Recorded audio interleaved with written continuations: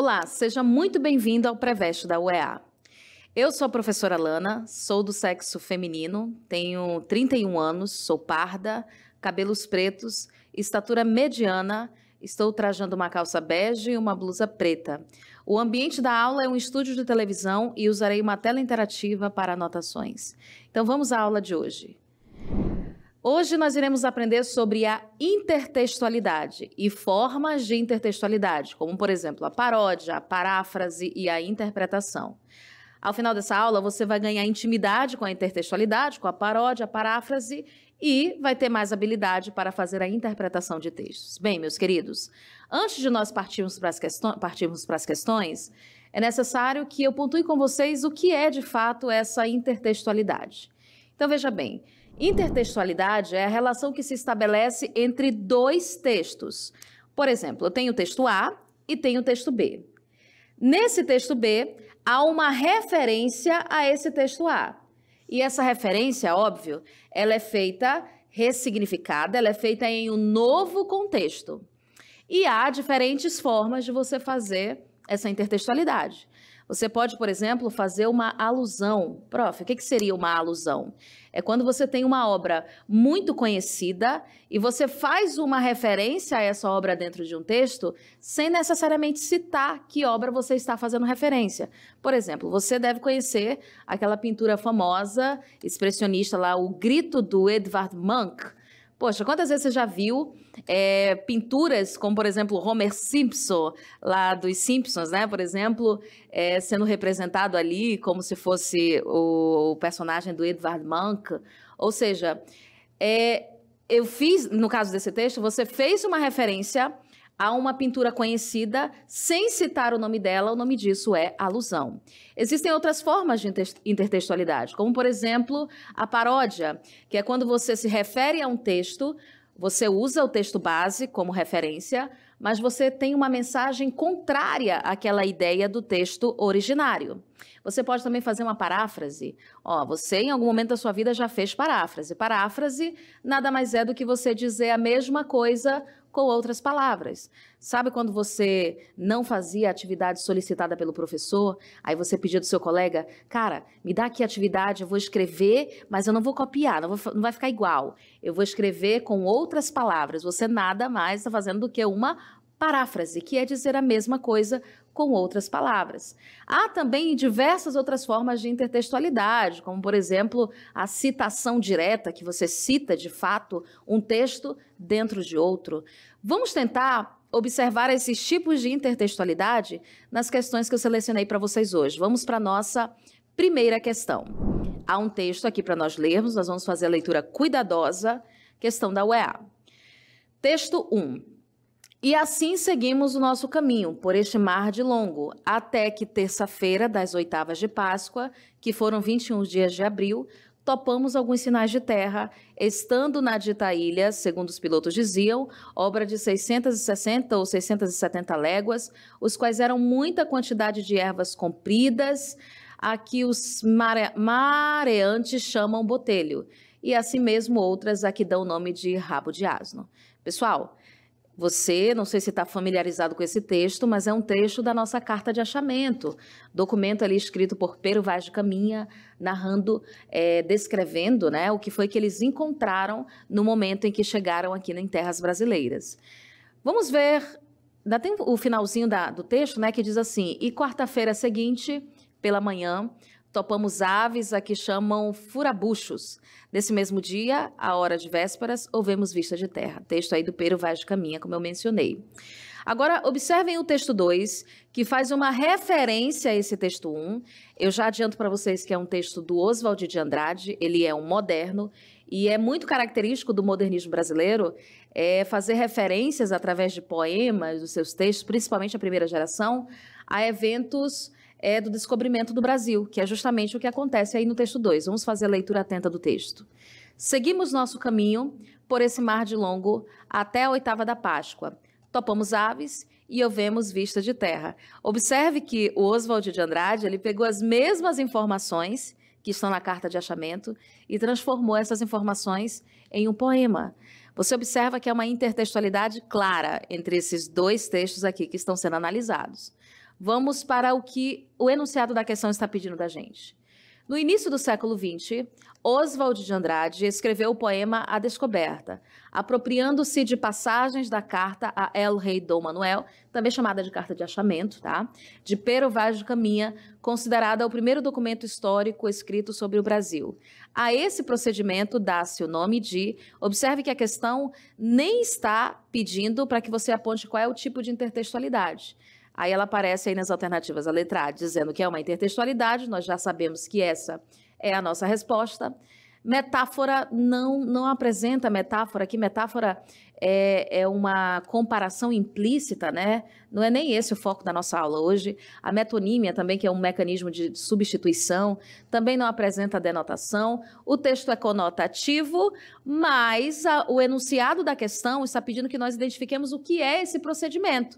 E esse procedimento em que um texto conversa com o outro, nós chamamos de intertextualidade. Portanto, a resposta só pode ser a letra A. Ficou claro para você, né? O que seria essa situação de intertextualidade? Vamos para mais uma questão, para nós observarmos como é que acontece essa ideia de intertextualidade? Olha o que diz aí. Modinha do exílio. Os moinhos têm palmeiras, onde canta o sabiá. Opa, não sei se você já conseguiu identificar aqui que há uma referência a uma obra muito conhecida da nossa literatura. Eu tenho certeza que você conhece esses versinhos, né? Minha terra tem palmeiras, onde canta o sabiá. Vou até deixar grifada aqui as palavras que fazem referência a esse poema, a palavra palmeiras, a palavra sabiá. Você sabe de que poema que eu estou falando? Eu estou falando da Canção do Exílio, do Gonçalves Dias, né? Cara, ó, nem precisei citar o texto aqui dentro do poema, mas pelas palavras a gente já consegue identificar que há uma referência à Canção do Exílio. Vamos fazer a leitura integral do texto. Os moinhos têm palmeiras onde canta o sabiá. Não são artes feiticeiras. Por toda a parte onde eu vá, mar e terras estrangeiras, posso ver mesmo as palmeiras em que ele cantando está. Meu sabiá das palmeiras canta aqui melhor que lá, mas em terras estrangeiras e por tristezas de cá. Só à noite e às sextas-feiras, nada mais simples não há. Canta modas brasileiras, canta e que pena me dá. É uma referência clara, né, à Canção do Exílio. Vamos ver o que a questão está pedindo da gente. Os versos dos poetas modernistas e românticos apresentam relação de intertextualidade com o poema de Ribeiro Couto, exceto uma alternativa. Pessoal, a Canção do Exílio ela já foi muito referenciada em texto dos modernos, né?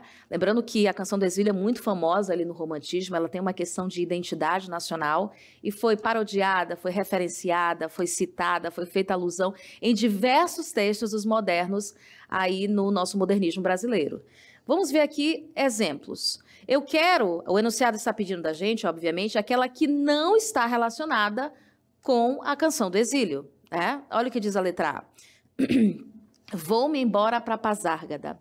Lá sou amigo do rei, lá tem uma mulher que eu quero, na cama que escolherei. Pessoal, poema conhecidíssimo também aí do Manuel Bandeira, onde ele cria uma utopia, né, que é a Pazárgada, um lugar que existe somente nos sonhos dele, né?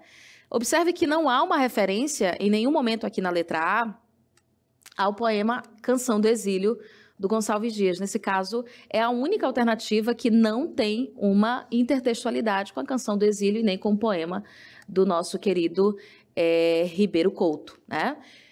Então, ela é a nossa resposta. Mas vamos observar as outras para vocês conseguirem perceber que há essa intertextualidade entre esses textos. Olha o que diz a letra B. Dá-me os sítios gentios onde eu brincava, lá na quadra infantil, dá que eu vejo uma vez o céu da pátria, o céu do meu Brasil. Observe que também há essa relação com a Canção do Exílio, essa saudade da pátria, então também há uma intertextualidade. E a letra C, um textinho aqui do Murilo Mendes. Minha terra tem macieiras da Califórnia, onde cantam gaturanos de Veneza. Olha, minha terra tem, né? Já a intertextualidade fica clara com a Canção do Exílio. Os poetas da minha terra são pretos que vivem em torres de ametista. Um texto aí muito legal do nosso Murilo Mendes. Também tem intertextualidade, não pode ser a resposta. A letra D diz... ouro, terra, amor e rosas, eu quero tudo de lá, não permita Deus que eu morra sem que eu volte para lá. Percebemos também a intertextualidade com a canção do exílio, assim como a letra E, que é a própria canção do exílio. Olha só, em cismar sozinho à noite, mas prazer encontrei lá, minha terra tem palmeiras, onde canta o sabiá. Nesse sentido, a única alternativa que está destoando das demais é a letra A, vou embora para Pazárgada, não tem relação com esses outros textos, não há uma relação de intertextualidade. Tranquilo? Vamos para a nossa próxima questão para observar também essa questão da intertextualidade. Olha o que diz aí, a gente vai ter que ler os textos também. Texto do Manuel Bandeira. Ó, acabei de falar de Pazárgada, agora ele aparece aí. Vou-me embora para Pazárgada. Lá sou amigo do rei, lá tenho a mulher que quero, na cama que escolherei. Vou-me embora para Pazárgada. Pessoal, uma curiosidade é que o Manuel Bandeira, ele foi um autor que teve muitas limitações em vida, né? Ele era tuberculoso, depois chegou a se curar da tuberculose, mas convivia com as dificuldades, com as limitações em decorrência dos problemas respiratórios que ele adquiriu depois da doença, né? Depois de vencer a doença. Então ele cria essa utopia, esse lugar utópico, onde ele pode viver tudo aquilo que ele não pôde viver em vida. É um poema lindíssimo, inclusive um dos meus preferidos da literatura brasileira. Vamos ver o outro texto. Provavelmente há uma intertextualidade, ou não? Será que tem? Vamos ver aqui o texto 2. Na hora em que tudo morre, esta saudade fina de Pazárgada é um veneno gostoso dentro do meu coração. Pessoal, apesar de ele não citar, é um texto do Manuel Bandeira, mas ele citou a expressão aqui, Pazárgada, que foi essa utopia criada pelo Manuel Bandeira. É claro que nós conseguimos identificar aqui uma intertextualidade, né? Todos nós criamos a nossa Pazárgada, né? Aquele universo particular, onde em momentos difíceis a gente se volta para o nosso interior, a gente fica naquela realidade onde o mundo é perfeito, a vida é exatamente como a gente gostaria que ela fosse, é a nossa Pazárgada. Nossa, eu estou muito literária, né? Mas vamos voltar para a gramática aqui. Olha o que o enunciado está pedindo da gente. O texto 2 faz uma alusão ao texto 1. O recurso que possibilita essa alusão, lembrando que você memorizou o que eu falei no início da aula, né? A alusão é quando eu faço aquele tipo de referência a um texto muito conhecido, e Vou-me embora para Pazárgada é bastante conhecido. Professora, eu nunca ouvi. Pô, você nunca ouviu falar em Pazárgada, cara? Um dos poemas mais conhecidos da nossa literatura. E houve a menção a essa palavra. Pazárgada dentro do texto só pode ser uma intertextualidade que se deu por meio de uma alusão, como o próprio enunciado já te diz isso. Nesse sentido, a única alternativa correta é a letra a intertextualidade. Só para não ficarmos com dúvida, professora, o que seria o neologismo que diz ali na letra B? Neologismo é você criar palavras novas, né? Também não se faz presente dentro desse poema.